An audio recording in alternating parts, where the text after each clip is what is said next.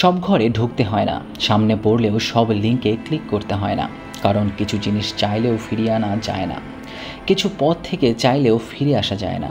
কে জানে, আপনার সামান্য একটি আগ্রহ, সামান্য একটু জানার ইচ্ছা হয়তো আপনাকে এমন জায়গায়, ইন্টারনেটের এমন এক কোণে নিয়ে যাবে যেখানে আসল মানুষরা ধুকে ধুকে মরে আর দর্শকরা টাকা দিয়ে সেই মরণ খেলা দেখে।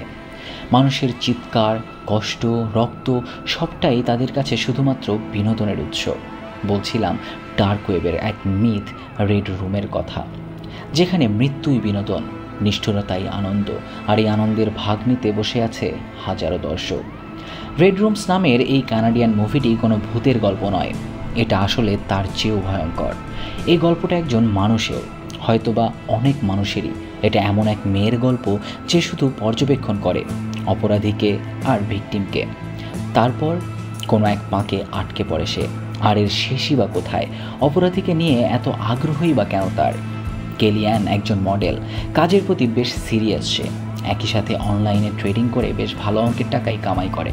কিন্তু এসবের বাইরেও তার আরেকটি পরিচয় আছে। সে কোনো কারণ বা সম্পর্ক ছাড়াই এক খুনির ট্রায়াল দেখতে হাজির হয় কোর্টে।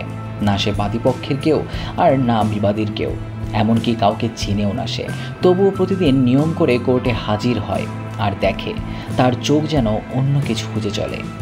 লুডভিগ স্যাভেলিয়ারকে দূর থেকে দেখতে খুব সাধারণ একজন মানুষের মতোই মনে হয়, বেশ রোগা পলকা একজন মানুষ, কিন্তু তার নির্লিপ্ত সাধারণ চেহারার পেছনে লুকিয়ে আছে এক নিষ্ঠুর মানুষ। তিনটি খুনের অভিযোগে উঠেছে তার নামে। তিনজন টিনেজার যাদের দেখতে অনেকটা একই রকম, শ্বেতাঙ্গ, নীল চোখ, স্বর্ণকেশী আর দাঁতে ব্রেসেস আছে এমন কিশোরীরাই তার প্রথম পছন্দ।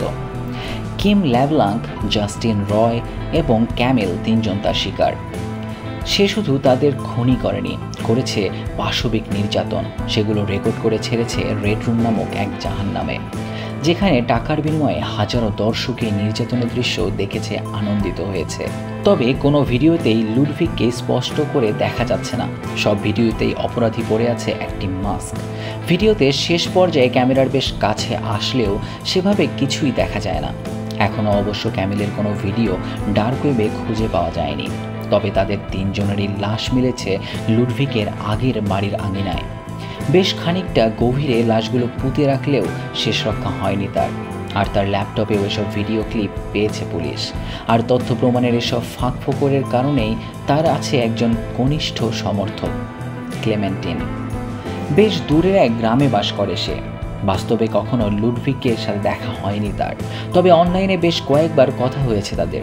লুডভিগের চোখ দেখে তার কখনোই অপরাধীর চোখ বলে মনে হয়নি, সবসময় মনে হয়েছে কেউ একজন তাকে ফাঁসাতে চাচ্ছে। তাই সে লুডভিগের জন্য এই শহরে এসেছে। কিন্তু সমস্যা হলো সে বেশ গরিব। একবার শহর থেকে বাড়ি ফিরলে আর ফিরতে পারবে না সে, তাই কষ্ট করে হলেও ফুটপাতেই থাকছে। আর যখনই কেউ লুডভিগকে নিয়ে বিব্রত মন্তব্য করে, তখনই শকুনের মতো ঝাঁপিয়ে পড়ে সে, যুক্তি কুযুক্তির ঝড় তুলে উড়িয়ে দেয় সবাইকে। একদিন তার পরিচয় হয় কেলি অ্যানের সাথে। একসময় তাদের এক ধরনের বন্ধুত্ব হয়ে যায়। ক্লেমেন্টিনের দরকার ছিল একটা নিরাপদ আবাসস্থল, আর কেলি অ্যান তাই তাকে নিজের বাড়িতে জায়গা দেয়। ধীরে ধীরে ট্রায়াল এগিয়ে যেতে থাকে তার পরিণতির দিকে। কোর্টের সেই দুই মেয়ের ভিডিও ক্লিপগুলো দেখানোর দিন চলে আসে। যথারীতি হাজির হয়ে যায় কেলিয়ান ও ক্লেমেন্টিন। তবে সেদিনকার কোর্ট সবার জন্য উন্মুক্ত ছিল না। কন্টেন্ট বেশ স্পর্শকাতর হওয়ায় ভিকটিমদের পরিবার বহিরাগতদের বের হয়ে যাওয়ার আর্জি জানায়। কোর্টে সেই আর্জি মঞ্জুরও হয়ে যায়। তবে ক্লেমেন্টিন ছিল নাছোড়বান্দা। সে কিছুতেই ভিডিও অডিও না শুনে, বিশেষ করে লুডভিগের কণ্ঠ না শুনে ওখান থেকে যাবে না। আর তখনই কেলিয়ান জানায় এসব কিছুই শুনতে পাবে না সে। আসলে কেলি অনেক আগেই ডার্ক ওয়েব থেকে ভিডিওগুলো ডাউনলোড করে রেখেছিল। ক্লেমেন্টিনের অনুরোধে তাকেও ভিডিওগুলো দেখায় কেলিয়ান। আর এই ভিডিও দেখেই ক্লেমেন্টিনের তার মত পাল্টে ফেলে, চলে যায় নিজের গ্রামে। কিন্তু কেলিয়ান, সে তখনও কোনো এক অমোঘ আকর্ষণে নিয়মিত কোর্টে যেতে থাকে। একসময় তার এই অবসেশনের কারণে একে একে সব মডেলিং কন্ট্রাক্ট হারিয়ে ফেলে সে। আয়ের উৎস হারালেও তার মোহ কাটে না। সে এবার লুডভিগের শিকারগুলোর মতো সেজে আসে কোর্টরুমে। সেই নীল চোখ, স্বর্ণকেশ আর স্কুল ইউনিফর্ম, এমন সাজে সে বসে থাকে পেছনের সারিতে, একদম চুপচাপ। এ যেন ঝড়ের আগের নীরবতা। হঠাৎ এই প্রথমবারের মতো লুডভিগ কেলিয়ানের দিকে তাকায়। নিজের পরবর্তী শিকারকে দেখে যেন লুডভিকের চোখ চকচক করে ওঠে। এতদিনের ট্রায়ালে এই প্রথমবার সে কোনো প্রতিক্রিয়া দেখায়। এরই মধ্যে ভিকটিমের বাবা মায়ের কমপ্লেইনের কারণে পুলিশ এসে কেলি অ্যানকে সেই রুম থেকে বের করে নিয়ে যায়। কিন্তু কেলির যা জানার ছিল ততক্ষণে জেনে ফেলেছে। সে বুঝেছে লুডভিকই আসল খুনি।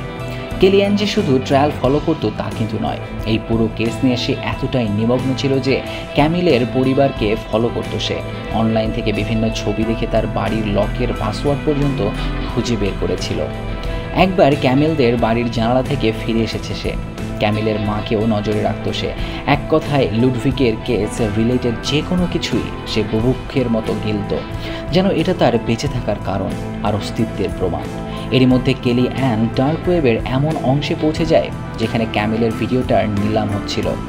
সে সময়টা জানতে পেরে অধীর আগ্রহে নিলামে অংশ নিতে বসে থাকে। একের পর এক পরীক্ষা দিয়ে সে সেই নিলামে অংশ নিতে সক্ষম হয়, কিন্তু নিলামে সেই ভিডিওটা কেনার মতো টাকা তার ছিল না। তাই সে নিজের এতদিনের সমস্ত উপার্জন বাজি রেখে অনলাইনে পোকার খেলতে নেমে যায়। তার সৌভাগ্য বা দুর্ভাগ্যবশত পর্যাপ্ত পরিমাণ অর্থ সংগ্রহ করে ফেলে। নিলামে জিতে ভিডিওটার অ্যাক্সেস পেয়ে যায় সে। সব জানালা দরজা বন্ধ করে হেডফোন কানে লাগিয়ে বসে পড়ে স্ক্রিনের সামনে। দেখতে থাকে ক্যামিলের ভিডিওটা। এই ভিডিওতে অবশ্য লুডভিকের চেহারাটাই স্পষ্টভাবে বোঝা যায়, একেবারে অকাট্য প্রমাণ। রাতের অন্ধকারে তাই কেলি অ্যান চলে আসে ক্যামিলদের বাসায়। ক্যামিলের মায়ের রুমে রেখে যায় একটি পেন ড্রাইভ। তবে যাওয়ার আগে সে শেষবারের মতো ক্যামিলের রুমে যায়। তার বিছানায় বসে দাঁতে ব্রেসেস লাগিয়ে সেলফি তোলে। সে যেন নিজেকে ক্যামিল ভাবতে শুরু করেছিল তখন। একটু পরেই অবশ্য ঘোর কাটে তার। তারপর সে বেরিয়ে পড়ে অজানার উদ্দেশ্যে। হারিয়ে যায় হাজারো মানুষের ভিড়ে। এদিকে ক্যামিলের মা ভিডিওটি কোর্টে পেশ করে। শাস্তি হয় লুডভিকের।